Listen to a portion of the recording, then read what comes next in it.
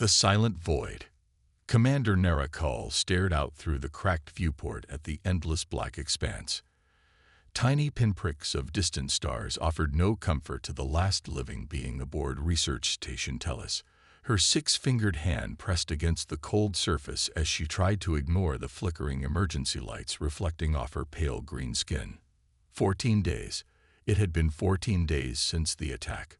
14 days since the rest of her crew had either died in the initial assault or succumbed to their injuries in the aftermath. 14 days of sending desperate distress signals into the void. 14 days of silence. Nara's slender frame had grown even thinner, her once vibrant copper-flecked eyes now dull with exhaustion. She turned from the viewport and moved slowly through the corridor, conserving energy. The station's air recyclers wheezed and stuttered, struggling to maintain even the minimal life support she'd managed to rig in the central hub. Status report, she whispered to herself, maintaining the routine that kept her sane. Oxygen reserves at 26%. Water purification functioning at minimal capacity. Food supplies sufficient for 8 more days. Communication array operational but receiving no response. The attack had come without warning.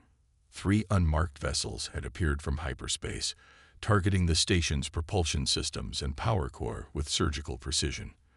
Only Nara's quick thinking, sealing the central hub and rerouting emergency power, had prevented complete destruction. But the cost had been devastating. 23 of the finest scientific minds in the Ardelian conclave, gone in moments. As she entered the central hub, Nara glanced at the sealed containers secured to her belt. Inside lay the crystalline data core containing their research findings. The real reason, she suspected, they had been targeted. The discovery that had made someone want them silenced permanently. Nara settled into the command chair, wincing as pain shot through her injured leg. The medical supplies had run out days ago. She would survive or not. The universe seemed indifferent either way. Message log. Commander Nara Cole, Day 14. She spoke to the station's recorder. Still no response to distress signals. Life support failing systematically. I estimate. She paused, calculating. Perhaps 3 days before critical systems fail completely. She closed her eyes briefly, fighting back the despair that threatened to overwhelm her. The Ardelian conclave, her own government, should have responded by now. Their silence spoke volumes. I maintain my suspicion that our attack was not random. Our discovery in the Varitian Nebula challenges fundamental principles the conclave has maintained for centuries. If I do not survive, let it be recorded that. A sudden beeping from the console interrupted her. Nara stared in disbelief at the proximity alert. A vessel was approaching. For a moment, wild hope surged through her, but caution quickly tempered her excitement. The attackers could have returned to finish what they started. With trembling fingers, she activated the external sensors. The approaching ship bore no markings she recognized. Its design was unlike any in the Ardelian database, more compact than conclave vessels, with unusual engine configurations and what appeared to be improvised modifications to its hull. When the communication system crackled to life, Nara nearly fell from her chair in surprise. Research Station Tellus, this is Captain Alina Reyes of the Earth Alliance vessel Horizon. We've detected your distress signal. Do you read us? Humans. Nara had never encountered them personally. The newest spacefaring species in this sector, they were still considered primitives by many of the established powers, including her own conclave. Restricted to their territories by the Galactic Accords, humans rarely ventured this far into open space. This is Commander Nara Cole of the Ardelian science vessel Tellus, she responded, her voice cracking from disuse. I read you, Captain Reyes. My situation is critical. Commander, our scans show significant damage to your station. How many survivors require evacuation? Nara closed her inner eyelids briefly, a gesture of sorrow in her culture. Just me, Captain. I am the sole survivor. A brief silence followed before the human responded, her voice gentler now. Understood, Commander. We're preparing to dock. Our medical team will be standing by. Hold on just a little longer." As the communication ended, Nara clutched the data core at her belt.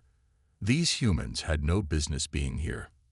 Their presence violated at least 3 sections of the Galactic Accords. Yet they had responded to a distress call that her own people had ignored. The docking process took 18 minutes. Nara counted each one, half expecting the humans to reconsider or for Ardelian military vessels to appear and drive them away. But when the airlock finally cycled open, she found herself facing a small team of humans wearing environmental suits. The leader removed her helmet, revealing dark skin and tightly braided hair. She was shorter than Nara by nearly a head, but her presence filled the space immediately. "Commander Cole, I'm Captain Elena Reyes." The human extended a hand in what Nara recognized from briefings as their greeting gesture. "Let's get you aboard the Horizon." Nara hesitated, then placed her 6-fingered hand against the human's 5-fingered one in an awkward approximation of their custom. "My research data, it must come with me." Captain Reyes nodded without question. "Of course. Can you walk?" "Aye." Nara took a step forward and nearly collapsed as her injured leg gave way. 2 human crew members moved quickly to support her. "Medical team, priority 1. Reyes spoke into a communication device on her wrist. As they helped Nara toward the airlock, she took one last look at the station that had been her home for 3 years. "I need to warn you, Captain," Nara said quietly. "My presence on your vessel may bring complications. I believe my government abandoned me deliberately." Elena's expression hardened slightly. "We respond to distress calls, Commander. That's non-negotiable. Whatever complications come, we'll handle them." The Horizon was cramped by Ardelian standards, but humming with an energy that spoke of meticulous maintenance. As they moved through the corridors, Nara noticed crew members watching with curiosity, rather than the expected fear or revulsion. Many had likely never seen an Ardelian before. The ship's medical bay was small but surprisingly well-equipped. A human with gray-streaked hair approached immediately. "Dr. Sanjay Kumar," he introduced himself, already scanning Nara with a handheld device. "You're severely dehydrated, Commander, with advanced malnutrition and a compounded fracture in your right leg. Can you treat her?" Captain Reyes asked. "Ardelian physiology isn't my specialty, but I've studied xenobiology. The principles are similar enough." He prepared an injection. "This will help with the pain while I treat your leg." As the medication entered her system, Nara felt the sharp edge of pain begin to dull. For the first time in 14 days, she allowed herself to relax slightly. "Captain," she said, her voice growing drowsy, "I must ask, why were you in this sector? It's restricted to human vessels under the Accords." Elena exchanged a glance with Dr. Kumar before answering. "Let's just say the Earth Alliance has a different interpretation of those accords, especially when it comes to exploration and rescue operations." Nara wanted to question further, but exhaustion was overwhelming her now that she was finally safe. As consciousness began to fade, she heard Captain Reyes speaking. "Dr. Kumar, I want full scans of that data core she brought aboard. Something tells me there's more to this abandoned station than we're seeing. And alert tactical, I want long-range scans running continuously. If someone left her to die, they might not be happy about her rescue."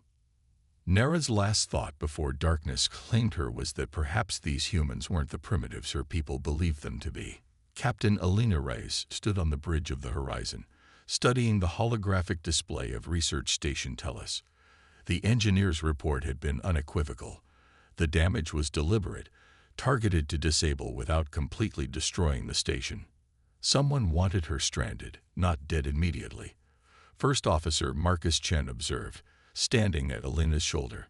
They expected life support to fail naturally. "A slower death, but death nonetheless," Elena replied. "The question is why? What did Commander Cole and her team discover that was worth killing for?" "The data core might tell us," Marcus said. "Science Officer Park is analyzing it now, But she says the encryption is unlike anything she's seen before. Elena nodded thoughtfully. The Ardelian conclave was known for its technological sophistication and rigid hierarchical structure. They were one of the founding members of the Galactic Council, instrumental in creating the very accords that restricted humanity's expansion into space. "How's our guest?" she asked. "Dr. Kumar says she's stabilizing. Ardelians are resilient. Once she gets proper nutrition and hydration, she should recover quickly." The communications officer interrupted. "Captain, we're receiving a transmission. It's from an Ardelian military vessel." Elena straightened her uniform. On screen, the holographic display shifted to show an Ardelian officer, distinguished by the elaborate markings on his pale green face. Unlike Nera's scientific attire, he wore the rigid ceremonial armor of their military caste. "Earth vessel, this is Commander Zexvorn of the Ardelian Enforcement Division. You have illegally entered restricted space and interfered with a classified operation. Power down your systems and prepare to be boarded." Elena stepped forward, keeping her expression neutral. "Commander Vorn, this is Captain Elena Reyes of the Earth Alliance vessel Horizon. We responded to a distress signal from Research Station Tellus in accordance with Universal Rescue Protocol Article 7, which supersedes territorial restrictions." The Ardelian's inner eyelids flickered in what Elena recognized as irritation. "That station and all personnel aboard are Ardelian property. Your interference is a direct violation of galactic accords." "We found a single survivor, Commander," Elena replied calmly. "Commander Nera Cole was abandoned and would have died within days had we not responded." There was a brief silence before Vorn responded. "Commander Cole was reported deceased along with all station personnel. Her survival is unexpected." "I imagine it is," Elena said, her voice hardening slightly. "She's currently receiving medical treatment aboard our vessel. You will transfer Commander Cole to our custody immediately. This is a matter of Ardelian internal security." Marcus leaned close to whisper in Elena's ear. "We're detecting power buildup in their weapons systems." Elena nodded almost imperceptibly before addressing Vorn again. "Commander Cole is in critical condition. Moving her now would endanger her life. Surely your concern is for your citizens' welfare." "This is not a negotiation, Captain Reyes. You have violated our sovereign territory. If you do not comply immediately, we will take appropriate action." Elena's jaw tightened. "Commander Vorn, I suggest we both take a moment to consider our options. Firing on an Earth Alliance vessel conducting a rescue operation would have serious diplomatic consequences. I'm transmitting our medical officer's report on Commander Cole's condition.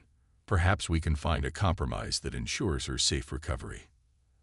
As the transmission cut off, Marcus turned to her. "They're not here to rescue her, are they?" "No," Elena said grimly. "They're here to make sure she never tells anyone what she found." "Tactical. What's our situation?" "One Ardelian cruiser, approximately 3 times our size," the tactical officer reported. "Their weapons outmatch ours significantly. We could make a run for it, but they're faster too." Elena studied the tactical display thoughtfully. "Contact engineering. I want to know if that nebula at bearing 227 could mask our signature enough to slip away."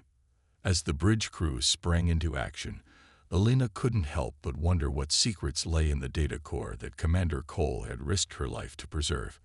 Whatever they were, Elena had just placed her ship and crew squarely in the middle of something much bigger than a simple rescue mission. The clock was ticking. They had minutes, perhaps, before the Ardelian commander lost patience.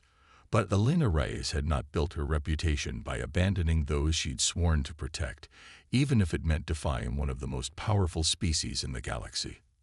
Unexpected allies. In the medical bay of the Horizon, Commander Nera Cole awoke with a start. The steady hum of human medical equipment surrounded her, so different from the crystalline resonance of Ardelian technology. Dr. Kumar moved quickly to her side. "Easy, Commander," he said, his voice calm. "Your body is still recovering." Nera's copper-flecked eyes darted around the room. How long was I unconscious?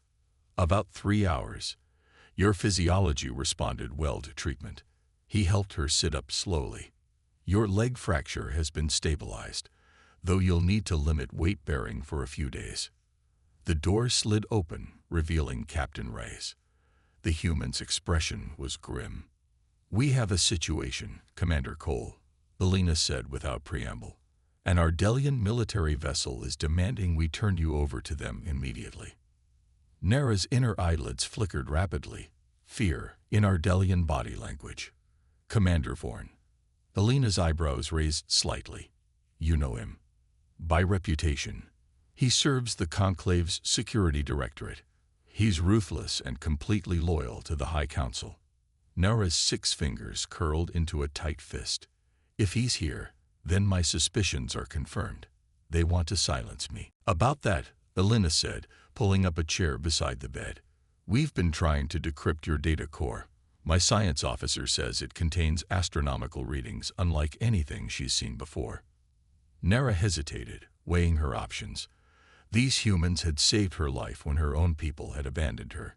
Yet sharing what she knew violated every security protocol of the Conclave.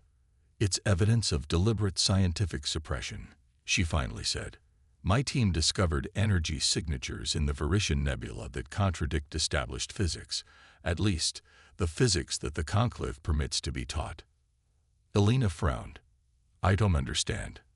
The Galactic Council, and particularly the Ardelian Conclave, has maintained technological dominance for millennia by controlling which scientific principles are discovered and when, Nara explained. What we found suggests that faster-than-light travel could be achieved at 1/10 the current energy cost. It would make interstellar travel accessible to species currently restricted to their own systems. Species like yours, Captain. Before Elena could respond, the ship's communication system activated. Captain to the bridge urgently. The Ardelian vessel is charging weapons.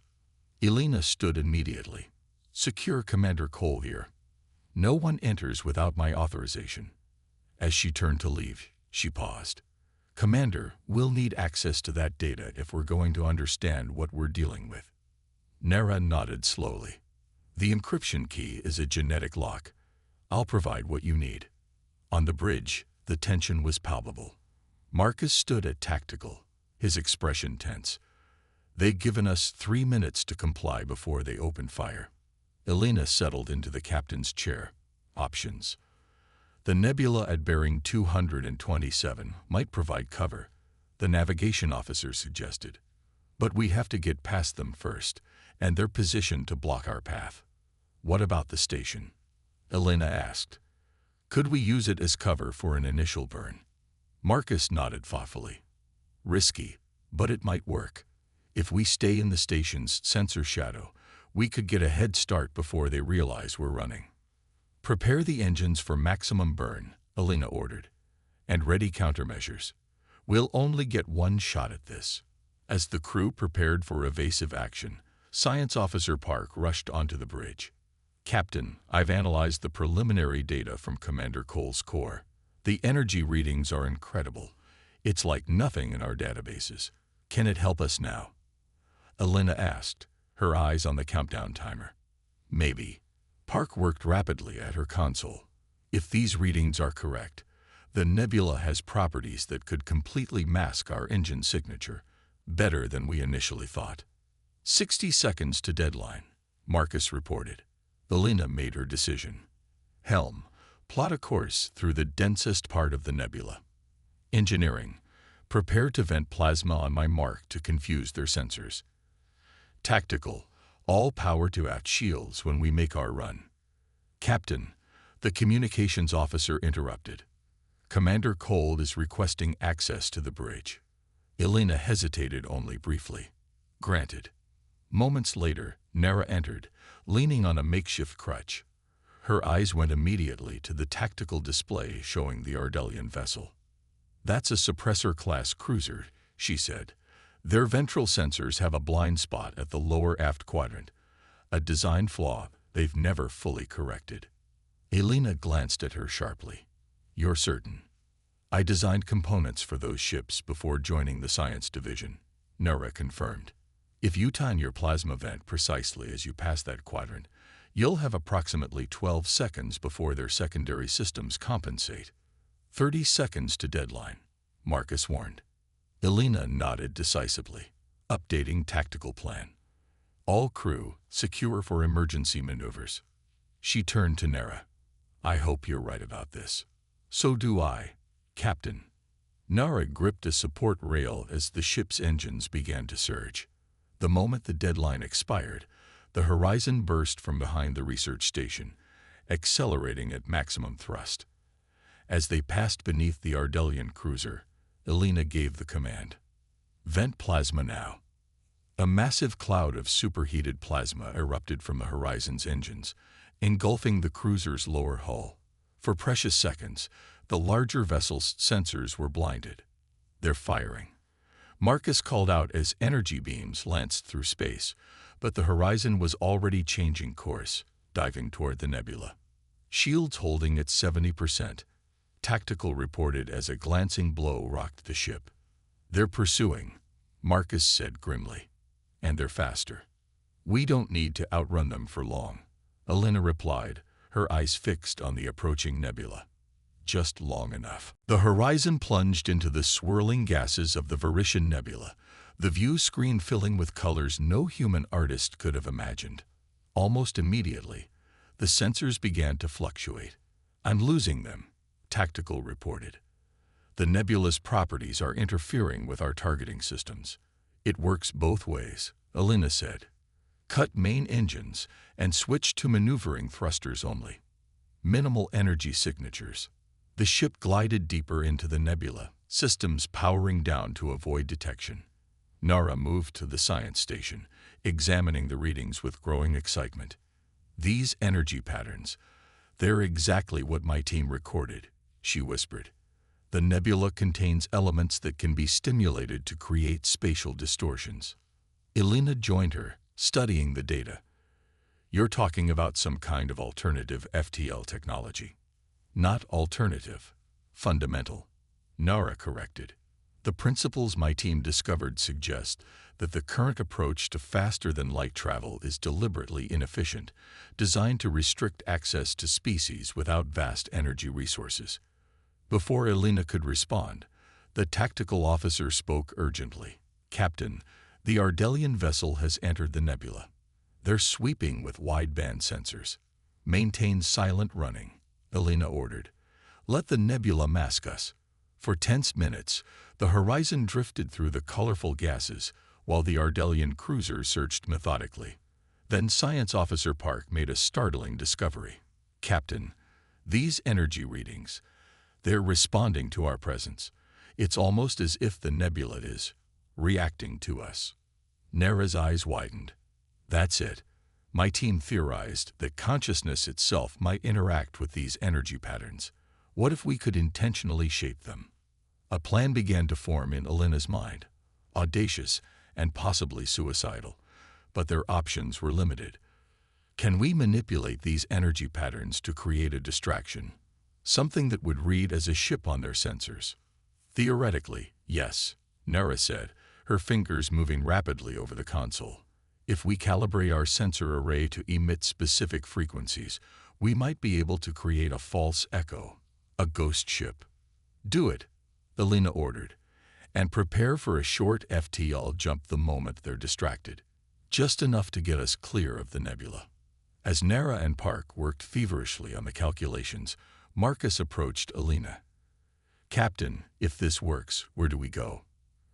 Earth Alliance territory is 2 weeks away at maximum speed. Elena considered their options. There's an independent trading post at Proxima Station, not officially affiliated with either the Earth Alliance or the Conclave. We might find sanctuary there while we figure out our next move. And if we don't? Marcus asked quietly. Then we've just sparked an interstellar incident, Elena admitted. But I'm not handing over a scientist to be silenced for political convenience. The plan came together quickly. Using the nebula's unique properties, they created a false energy signature that mimicked the horizon, sending it in the opposite direction from their planned escape route. "The cruiser is changing course," Tactical reported excitedly. "They're pursuing the false signature." "Now," Elena commanded. "Execute jump." The Horizon's engines surged as they initiated a short-range FTL jump, momentarily tearing the fabric of space before reappearing beyond the nebula's edge. Without pausing, Elena ordered maximum speed toward Proxima Station. In the hours that followed, as they put distance between themselves and the nebula, Nera worked with the science team to decrypt more of her data core. What they found confirmed her worst fears and offered an unexpected hope. The Conclave has been suppressing technologies that would allow younger species to advance too quickly, she explained during a briefing with Elena's senior staff. They've manipulated the galactic accords for centuries to maintain their dominance. But why reveal this now? Dr. Kumar asked. You must have known the risks. Nera's expression was solemn. Because the data also shows that my people weren't always like this. The earliest records in our archives speak of cooperation between species, of shared advancement. Somewhere along the way, fear replaced curiosity. I believe it's time for that to change. Elena studied the Ardelian scientist thoughtfully. What you're proposing is revolutionary and dangerous. The Conclave won't simply stand aside and allow their technological monopoly to be challenged. No, Nora agreed. But they're not the only power in the galaxy. There are factions within my own government who question our isolation, and other species who would benefit from what we've discovered. She hesitated, including humans. Elena smiled slightly. Are you suggesting an alliance, Commander Cole? I'm suggesting a beginning, Nora replied.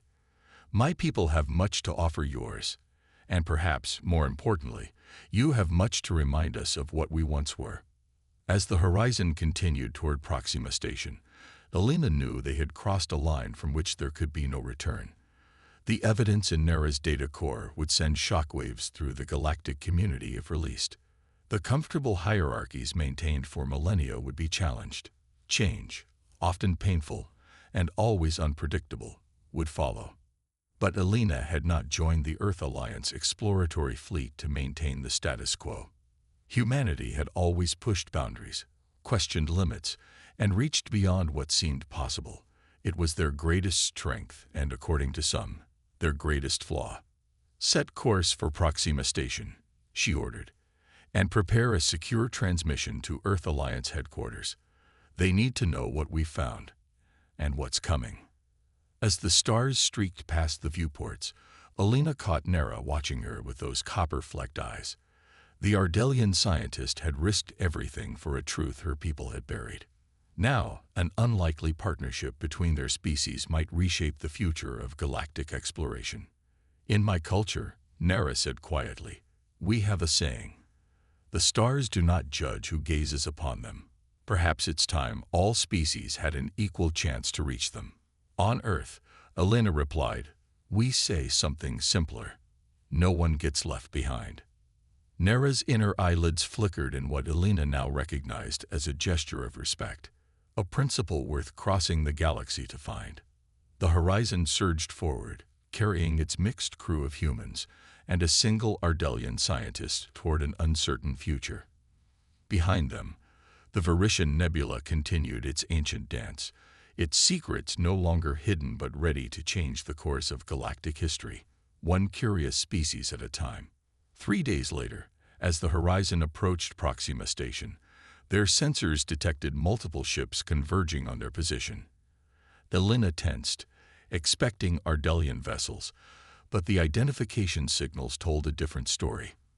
Earth Alliance ships, an entire diplomatic flotilla led by the flagship Covenant. They received our transmission, Marcus said, relief evident in his voice, and responded faster than I expected, Elena added.